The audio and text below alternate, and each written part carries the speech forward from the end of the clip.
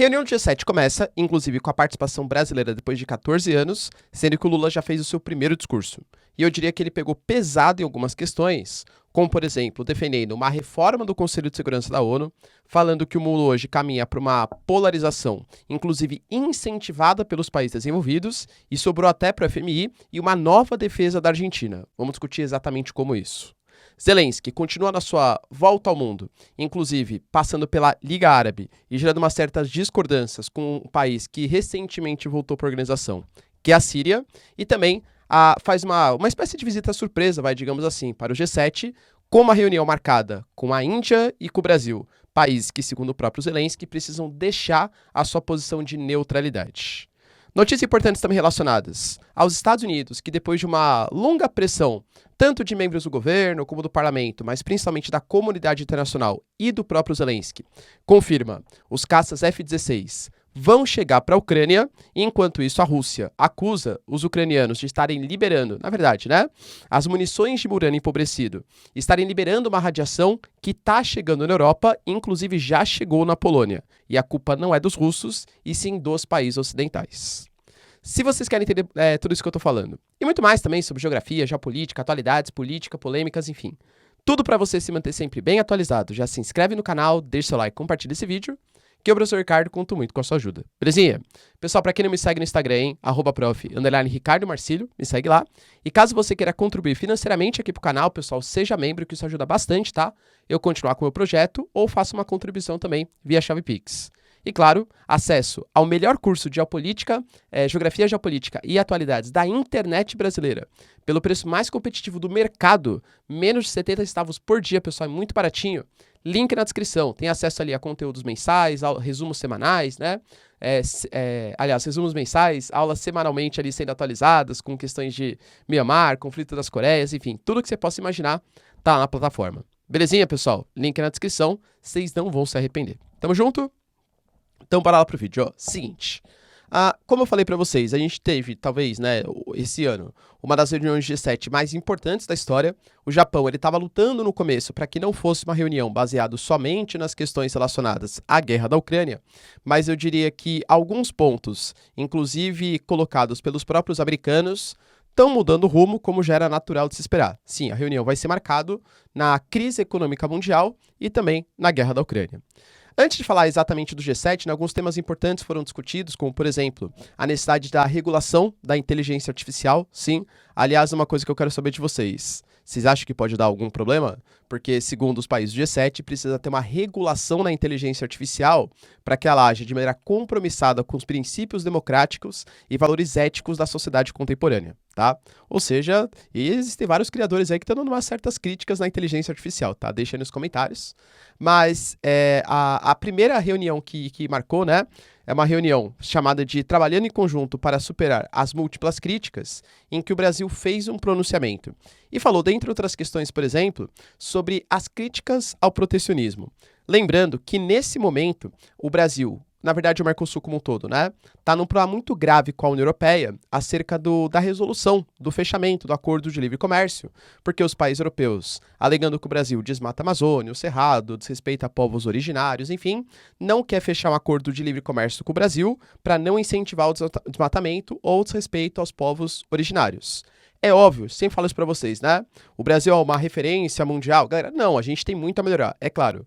Mas achar que os europeus não estão fechando acordo porque eles realmente acham, nossa, eu preciso muito ajudar o índio, preservar a Amazônia, é uma baita hipocrisia. É óbvio que eles têm essa questão do protecionismo, principalmente no setor primário brasileiro, que é muito mais competitivo em muitos nichos, que o setor primário europeu, então eles ficam arranjando qualquer desculpa para sobretaxar nossos produtos. O que eles querem? Colocar livremente os produtos deles aqui no Brasil ou no Mercosul e que a gente seja sobretaxado para colocar os produtos dos países deles. Óbvio que, isso não vai acontecer, espero eu, pelo menos, que o Mercosul não aceite um acordo dessa maneira. Só que ele fez uma crítica, inclusive falando, poxa, o protecionismo, ele foi o que causou a Primeira Guerra Mundial, a Segunda Guerra Mundial, tanto que no contexto pós-Segunda Guerra, uma série de conferências foram feitas, a de Bretton Woods, enfim, para tentar regular a economia mundial, e o princípio era livre comércio, sem protecionismo, redução das barreiras, tal.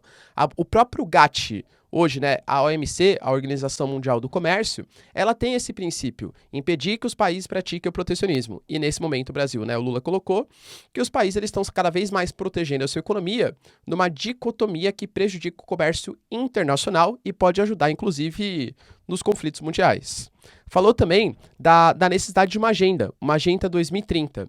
Lembrando, pessoal, que esse papo de Agenda 21, as agendas locais, uma série de conferências, a Rio 92, a Rio +10, enfim, elas sempre foram discutidas que eram táticas que os países têm que utilizar para fazer um desenvolvimento sustentável. Ou seja, você pode usufruir dos recursos naturais? Pode, desde que ele não comprometa as gerações futuras. A gente tem COP atrás de COP, reunião atrás de reunião, e na prática o discurso é muito bonito, só que de verdade nada é feito. Inclusive por parte do Brasil, tá? Não tô tirando aqui a nossa culpa. Mas, de novo, ele falou da importância de uma Agenda 2030, o desenvolvimento sustentável, que também seja uma agenda que promova a inclusão social. Discurso muito bonito, na prática, inclusive parte do Brasil, não sei se vai ser feito. Tá? Falou também que os países emergentes, eles precisam sim participar das reuniões internacionais, porque hoje o G7, enfim, essas organizações, fez uma crítica inclusive ao próprio G7, né? Elas não são suficientes para discutir a complexidade do cenário geopolítico internacional. Tá certo, pessoal, que existe o G20 econômico, que em tese já mais ou menos que prega, né, essa união dos países emergentes e dos países desenvolvidos, mas ele falou que dessa maneira que os países desenvolvidos estão se comportando, a tendência é o aumento da polarização mundial. Cara, ele não falou nominalmente, né, o nome do G7 e o nome dos BRICS, mas fica bem claro, o Brasil está participando da reunião do G7 e em julho vai participar da reunião dos BRICS. A reunião dos BRICS talvez mais importante da história, que vai rolar na África do Sul, muito possivelmente para discutir a entrada de outros 19 membros e a utilização de uma moeda comum. Os BRICS está deixando de ser somente um bloco de parceria política, parceria econômica tal, para ser um bloco dos países emergentes, uma oposição ao G7. É nisso que ele está falando, né? Esse aumento da dicotomia internacional, e ele se pregou contra isso. E falou também da necessidade de uma reforma do Conselho de Segurança da ONU. Aliás, é um papel que o Brasil vem desempenhando, eu diria que desde a década de 90, começo dos anos 2000. O Brasil, inclusive, faz parte de um grupo chamado de G4 ONU. Brasil, Japão, Alemanha e Índia, que são países que reclamam porque hoje o Conselho de Segurança da ONU tem 10 membros rotativos, mandato de 2 anos, e tem os 5 permanentes, Estados Unidos, Rússia, França, Inglaterra e China, que inclusive tem poder de veto. Se um deles fala não, a coisa já não acontece. E esse modelo, ele talvez funcionasse no contexto pós-Segunda Guerra Mundial, por os vencedores da Segunda Guerra tal. Hoje em dia, você não ter um representante da África, por exemplo, não ter representante da América Latina, um representante talvez do Sudeste Asiático, pois são regiões importantes para a geopolítica internacional. Então, hoje, o Conselho de Segurança da ONU, segundo a própria declaração do presidente do Brasil, não tem mais um engajamento ético e moral para resolver os conflitos internacionais, já que está centrado somente nos países desenvolvidos. Eu costumo falar nas minhas aulas aqui, né? Você pega até a própria bandeira da ONU, é uma projeção azimutal com o hemisfério norte no centro, dando a entender que Rússia, Estados Unidos, Europa, tal, são os países centrais, e na borda ali, quase caindo do mapa, América do Sul, África, enfim, como se fossem países periféricos na geopolítica internacional. Segundo ele, não cabe mais isso agora. E fez críticas também ao FMI. E lembrando, galera, que óbvio que tem política aí por trás, né? A gente vai ter uma eleição na Argentina que vai ser decisiva para o futuro do país. Por enquanto, o Javier Milei, que é um cara mais à direita, é o favorito, e isso atrapalharia os planos do Lula, que tem uma intenção de unir a América do Sul numa vertente mais à esquerda. Então ele tá querendo também ajudar o Alberto Fernandes, não porque o Alberto Fernandes vai ser o próximo presidente, porque ele já anunciou que não vai concorrer de novo, tá? Não é isso. Mas porque ele quer uma sucessão de esquerda na Argentina, óbvio, né?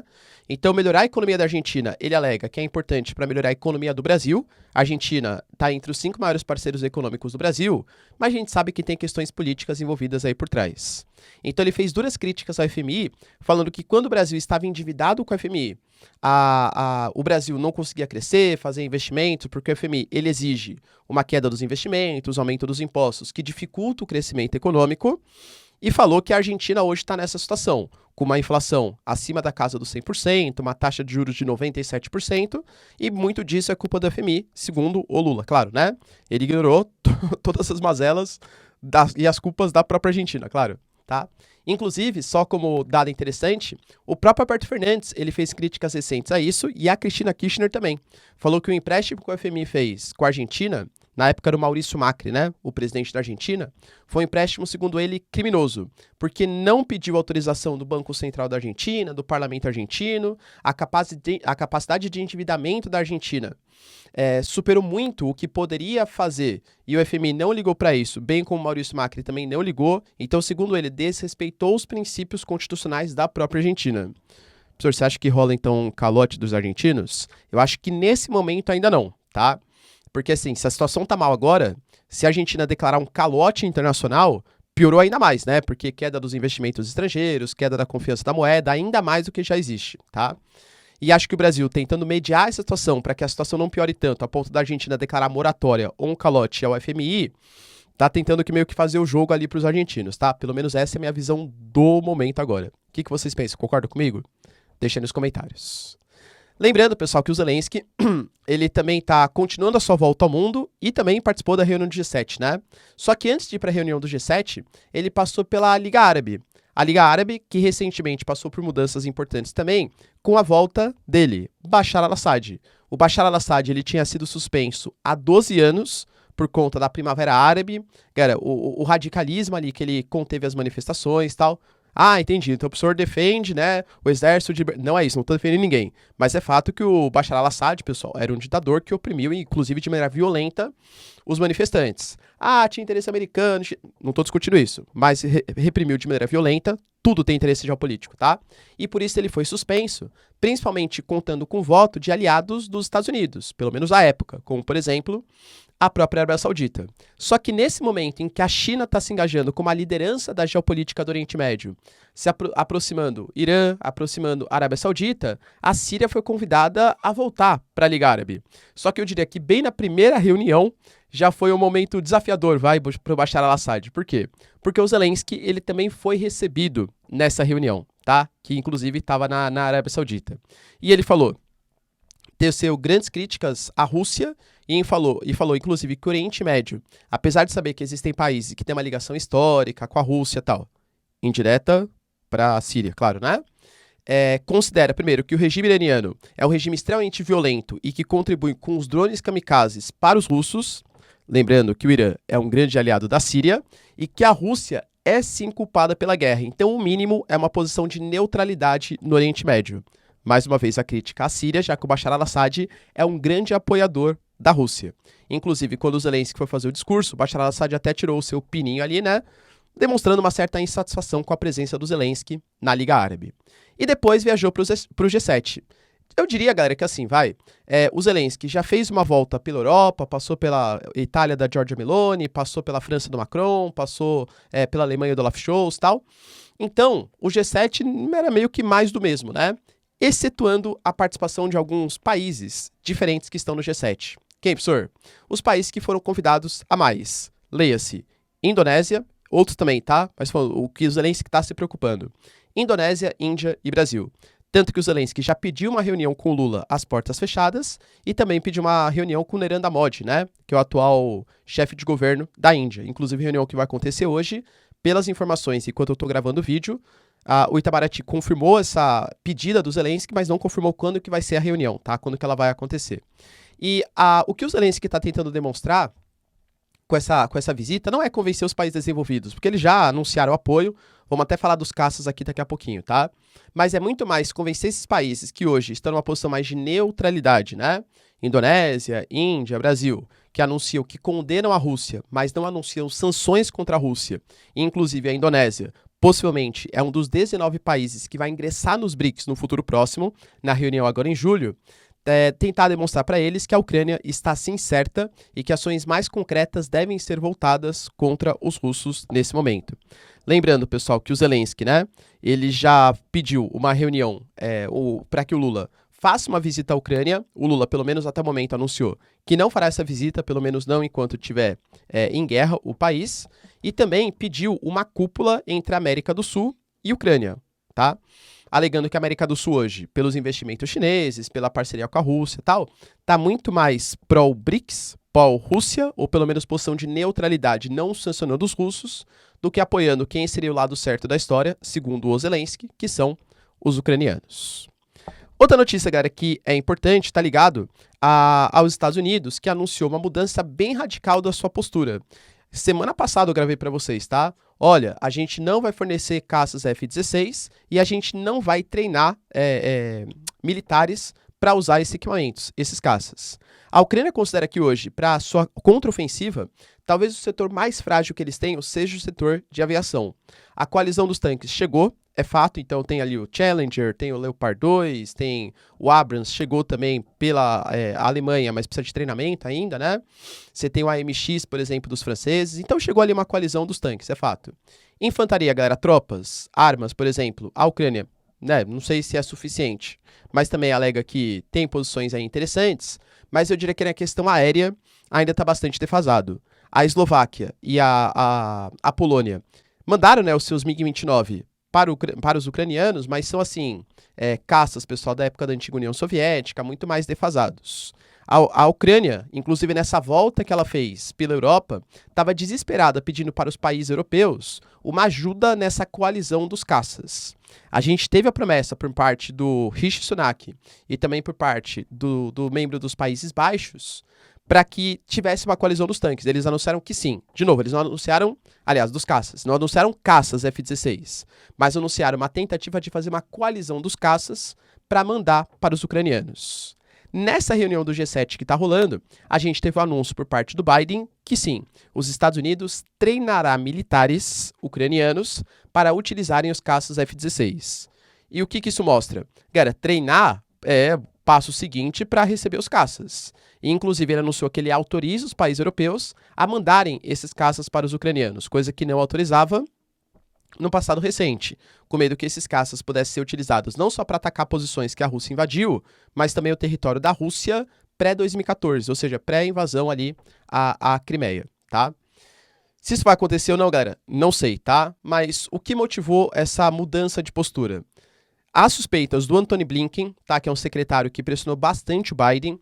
Existe uma pressão do Congresso também, principalmente de grande parte dos democratas, e também da própria sociedade civil, em conjunto com o Zelensky. Então, a comunidade internacional pedindo essa ajuda, né, dos caças, F-16 e tal, os Estados Unidos aparentemente alegando, né, isso denúncia do próprio Washington Post, tá? Com a pressão do Antony Blinken, resolveu que vai fornecer esses caças. Lembrando, pessoal, que a gente tem, por exemplo, Bélgica e Dinamarca, que aparentemente estão dispostos, tá, a fazer essa transferência, mas a notícia pode não ser tão positiva assim, pelo menos em curto prazo. Por quê? Segundo a reportagem do próprio Washington Post, esses treinamentos para a utilização do caça F-16 vão demorar pelo menos 18 meses. Então não é que assim, né? Tem gente que acha que é uma importação da Shopee, né? Da AliExpress. Ah, importei aqui, tô usando, tal. É um caça, precisa de treinamento, né? Então, 18 meses, galera, a gente tá falando da final do ano que vem. Não sei, né, como que vai estar a guerra naquele momento. E a Rússia fez uma denúncia bem importante, tá? Inclusive falando que, nesse momento, existe uma nuvem de radiação indo em direção ao continente europeu. E isso não é culpa da Rússia, e sim culpa dos ucranianos e dos europeus. O que ele está falando? Eu citei aqui para vocês, pessoal, no passado, que o Reino Unido forneceu munições de urânio empobrecido. E aí a gente tem as divergências de opiniões, tá? O urânio empobrecido, ele não é capaz de ficar liberando, assim, radiação a nível, né, de urânio enriquecido, de uma arma nuclear ou coisa que valha. Mas quando você usa esse urânio empobrecido, ele tem uma densidade do material muito importante. Assim que ele entra em contato, galera, com uma superfície, ele inflama. Então ele consegue perfurar em grandes profundidades, até mesmo blindados, por exemplo, tá? E isso foi utilizado, inclusive, em outras regiões, né? Já foi utilizado no Iraque, já foi utilizado na Síria, na antiga Sérvia, por exemplo, na questão da Iugoslávia, foi utilizado. E aí existem as denúncias. Os países ocidentais alegam que isso não tem nada a ver com radiação e, segundo denúncias da Sérvia, do Iraque, da Síria e da Rússia agora, por mais que não seja um equipamento de fato radioativo, quando ele fica em contato com o solo depois de uma inflamação, ele acaba contaminando água, lençol freático, etc. E, inclusive, casos de câncer acabaram aumentando aonde foi utilizado o urânio empobrecido. Senhor, isso é verdade ou não? Confesso que não sei, tá? Não sou físico, não sou químico. Tô repassando para vocês aqui a versão de cada um dos dois países. E nesse momento a gente teve lideranças da própria Rússia. Tô falando, pessoal, do Nikolai Patrushev, que é um membro, né, do Conselho de Segurança dos russos, considerando que a Polônia já está sentindo o aumento da sua radiação, porque os ataques recentes que a Rússia fez no território da Ucrânia pegaram alguns reservatórios de munições, inclusive munições de urânio empobrecido, liberou radiação que está indo em direção à Europa, à Polônia, segundo a Rússia. A gente já teve a Polônia se pronunciando de maneira oficial que isso não está acontecendo e a Ucrânia também se posicionando que isso não está acontecendo. Claro, a Rússia alega que está falando que não vai acontecer porque isso prejudicaria a Europa. Então é para não causar um medo. Mas, né, a gente vai ver informações nos próximos dias do que pode ser esse ataque, essa radiação, essa nuvem de radiação indo em direção à Polônia. E aí, pessoal, quem está falando a verdade, hein? Os russos ou os poloneses? Deixa aí nos comentários, quero saber a sua opinião. No mais, pessoal, se vocês curtiram o vídeo, tamo junto, beijos, abraços e tchau, tchau.